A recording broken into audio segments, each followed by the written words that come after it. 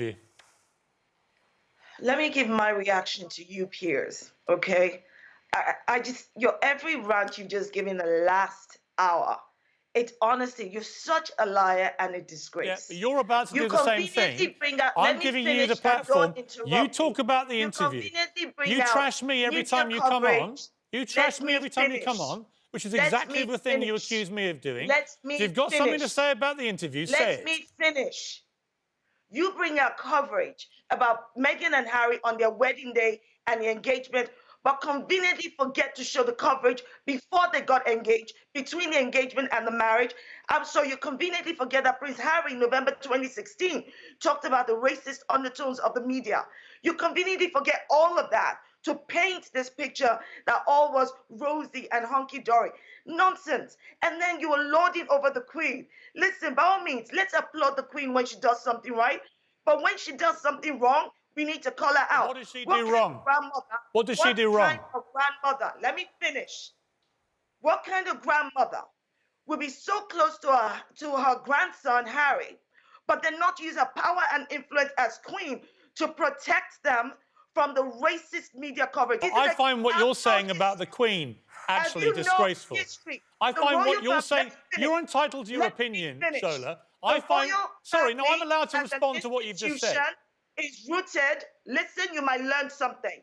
The royal family as an institution is rooted in colonialism, white supremacy, and racism. The legacy is right there.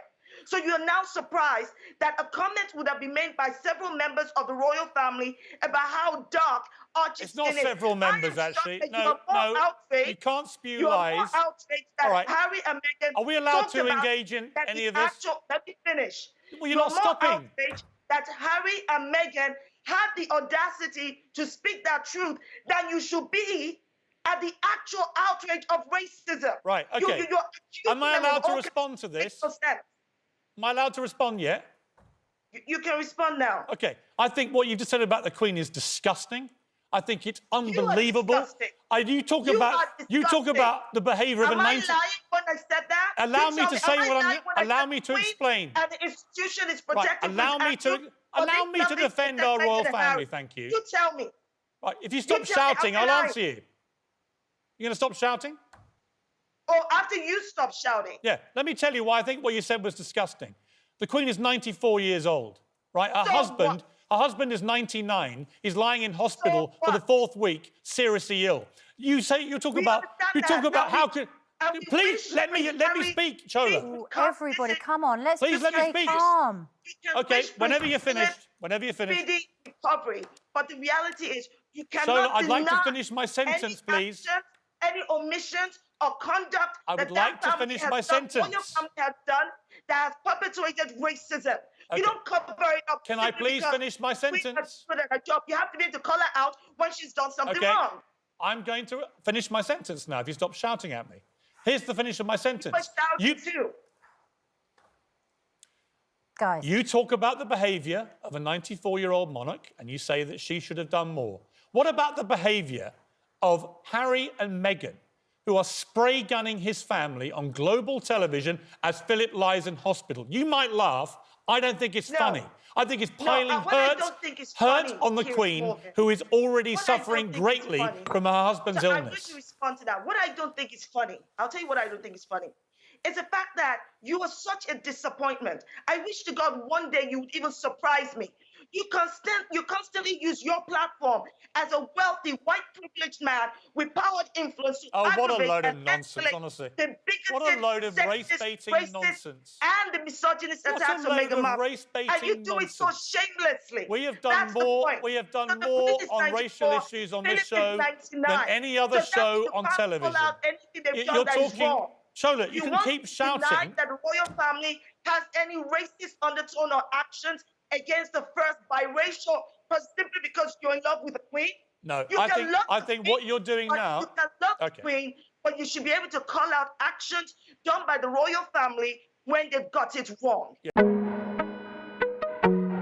It is very painful. It's saying you're ghetto, that you're rough.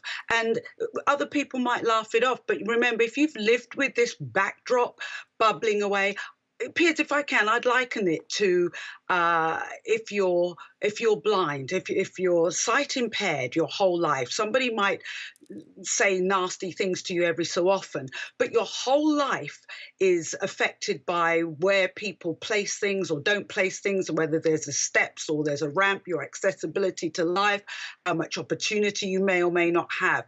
I don't think she was ready for this at all. And I actually don't think Harry was either. I know from experience, it's very painful for a white partner to see firsthand all these little microaggressions and what have you, and they're shocked. If somebody brings up, yeah, but what colour is your child going to be? And I've been in that situation as well. It is deeply shocking. It might not seem shocking to the person saying it. Let me jump in on that. We don't know the context of that conversation. We don't know who's supposed to have said it. Can I put to you just a scenario that may have happened? And I wonder whether you find this, you would automatically think this is offensive and racist. If you have two parents, one's white and one's black, as in Meghan's case, and she's pregnant and going to have a baby, is it racist and offensive for a family member to say, oh, what colour might the baby be? I mean, I would imagine in most families that might be a question they think and they might ask, but not in a racist or derogatory manner. Now, tell me if I'm wrong. Piers, why does it matter what colour a child is? As long as the child is healthy. It's just it might just be curiosity, Trisha. In other words, it may not have been a malevolent thing to say. Piers, here's another curious thing. People are often, when I've got my hair natural, people are curious about what my hair feels like. Yeah. So they'll come up behind me while I'm doing something and run their filthy hands through my hair. It's only curiosity.